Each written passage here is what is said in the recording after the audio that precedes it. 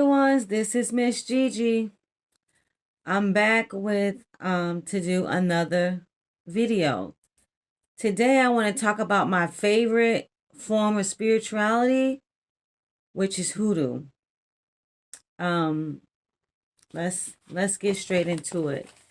You know, I don't like to waste time. um Listen,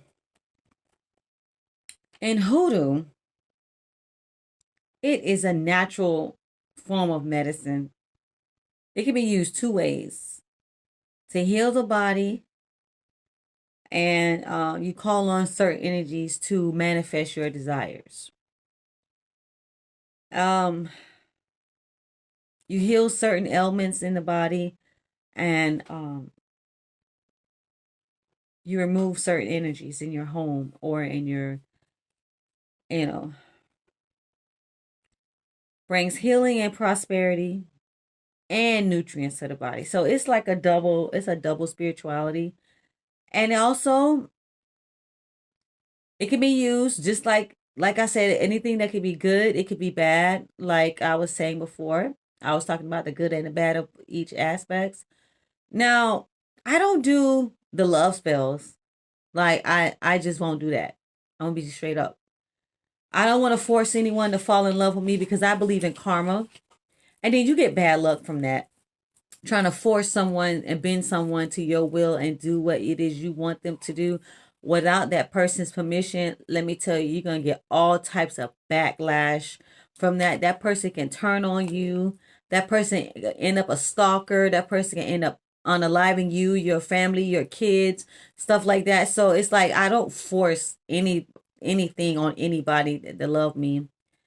The only thing I manifest is these coins. I manifest money, but I don't manifest love.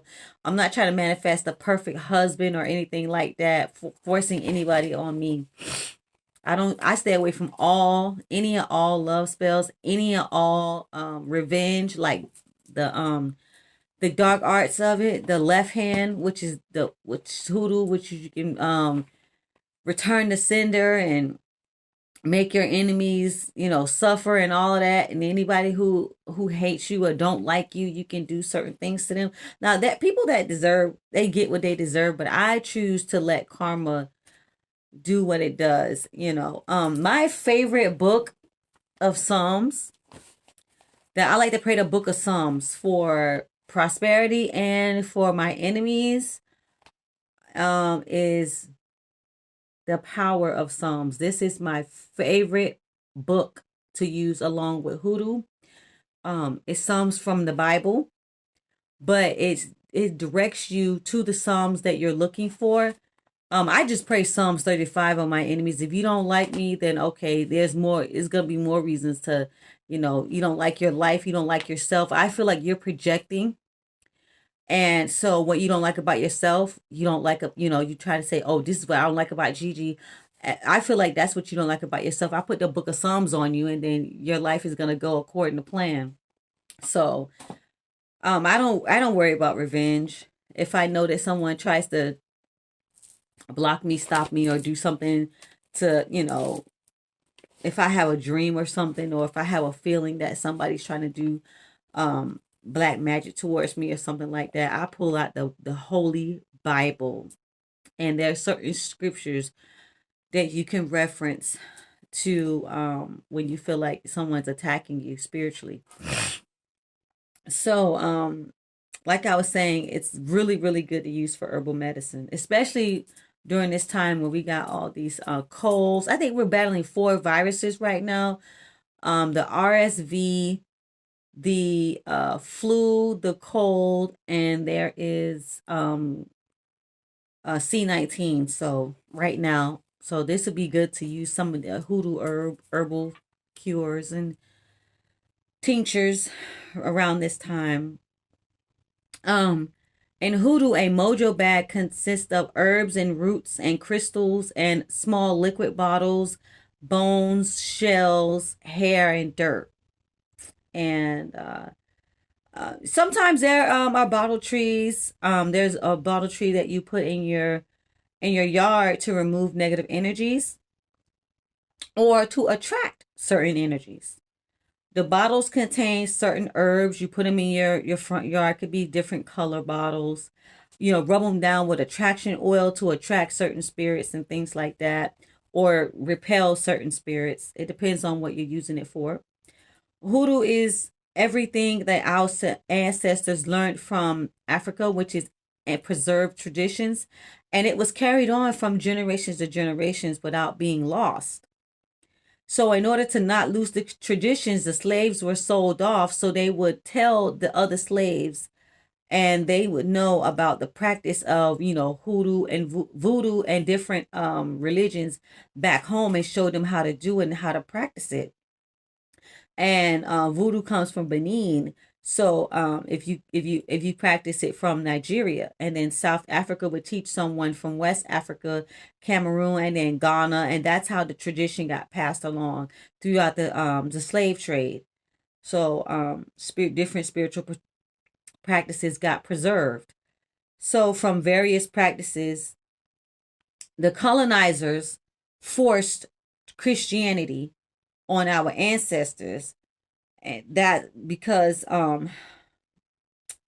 which was, they forced them to pray to these white patrons, saints, and deities.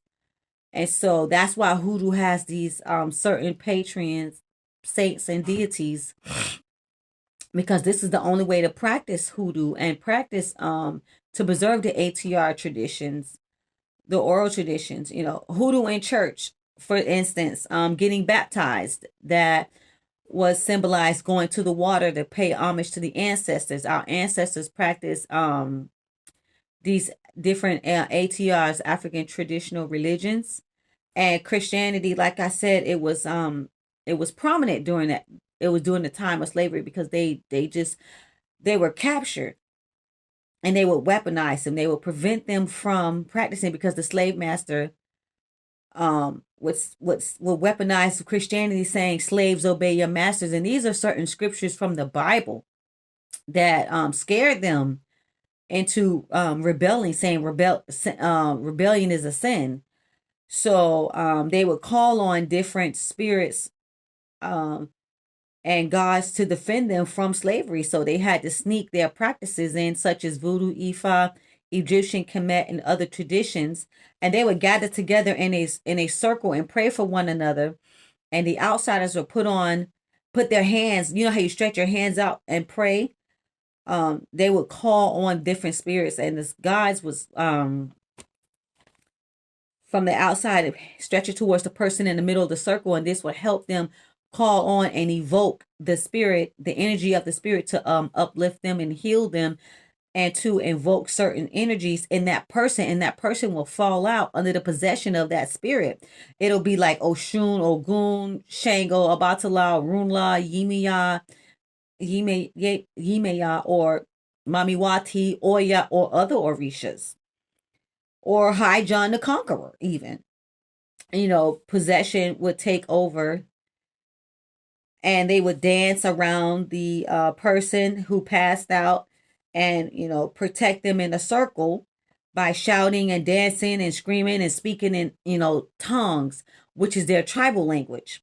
And they would cover them with a sheet or a blanket to protect them from the slave master, because if the slave masters knew that person was possessed with the spirit, they would rebel, and that person would become very strong and would kill the slave master. So they would put the sheet over them to protect them, and say, oh, they're sleeping, so they wouldn't get killed. So this is, very powerful way of tradition that our ancestors used, and that some of these used today in church, but they don't want to tell you that. They don't want to tell you what the origin, where it came from. So they make up whatever they want to make up, and just want to, try to make it, holy and down as possible. But, there's a origin for everything. Sage or smudging is used to cleanse the area or space from certain energies, or to call on a certain energy or attract abundance. So people would burn money incense or money for abundance and prosperity, and herbs and everything, and oils. So the entire area would attract this type of energy in, their homes, to bring healing or financial blessings, prosperity. And so this is how our ancestors used Mother Nature to our advantage. And you ever heard of drinking castor oil? Well, that's hoodoo, you know, to clean your system out. Alcohol on your forehead to break a fever, a hot toddy if you had a cold or a flu, you get under a blanket and sweat it out. That's hoodoo. A money sandwich is you would put beans and rice in a loaf of bread to attract wealth. That's hoodoo. Drinking tinctures with herbs. That's hoodoo. Moonshine is hoodoo. It's very strong. It's very strong alcohol to heal the body. Drinking herbal teas such as rosemary, hibiscus, chamomile, sleepy time tea. Um, this is all plant based. It's natural medicine, and it's hoodoos to heal the body. Salves and turpentines and herbs. Echinacea, elderberry syrup to heal the immune system, the cold and flu, strengthen the immune system. Yeah, all of this is hoodoo. So you remember the repast where the family would, meet up after a funeral at the house of the deceased. They would eat and talk and have a ceremony where they would leave food out for the deceased, and they would also be teaching more about the different hoodoo, the different ATR practices and different, spiritualities. They would play music and dance at the funeral to celebrate the passing of the tradition from the ancestor transitioning from one realm to the other. They would say throw salt over your left shoulder. That's hoodoo.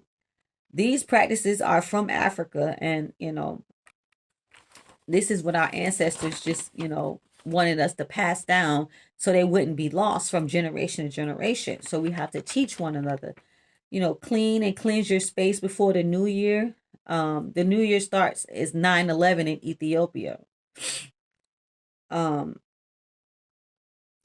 this is why it is encouraged that the Black community keep passing down these traditions. That's why it's very highly discussed for Kwanzaa, so that these traditions do not get lost in the Black race. There's a big debate going on social media regarding race loyalty. They're saying Black women should date Black men and to carry the tradition, the family tradition, down to the children, and certain cultural beliefs and practices like hoodoo and voodoo. And so if you're dating outside your race, most likely you're not going to carry down your cultural, spiritual practices and beliefs in your family traditions. And in fact, they'll get lost, they'll get overlooked, or simply ignored. And your children will not know that this is the way of growing up. This is the cultural traditions in the family. And this is how it gets erased. And it's not about racism, it's about being able to freely celebrate your culture. It's about being freely to express yourself and not be embarrassed to embrace your identity with who you are. And that's why I talk about shadow work. Let's bring that you keep hitting what's buried deep down inside and bring it to full light so that you can express your true authentic self.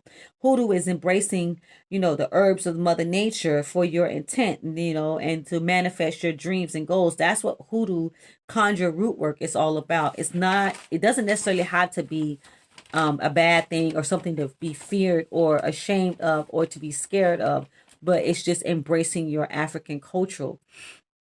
And so it can be an effective form of treatment. It can be an effective form of manifestation. It depends on what it is, but you can also, the left hand scares a lot of people. You can also, do a lot of bad things with it. And then you can also make people fall in love. So it's just depending on your intent.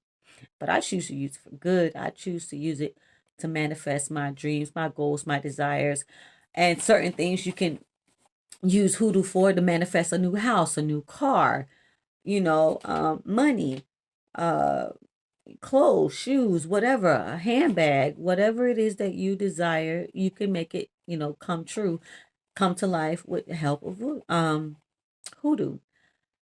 So this is why hoodoo is one of my favorite spirituality practices, and also I like to wear my bracelets as well, which is made from different stones such as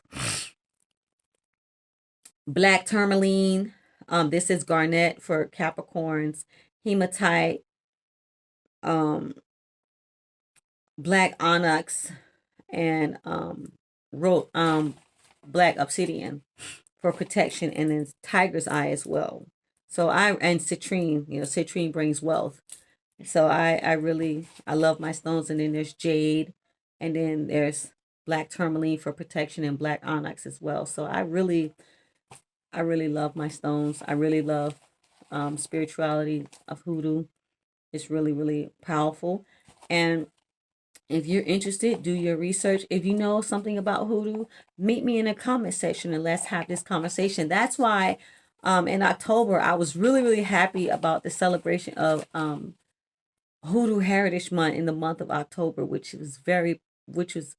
was like, wow, that October means so much to me, ancestor veneration. And you'll see pictures on my social media if you follow me.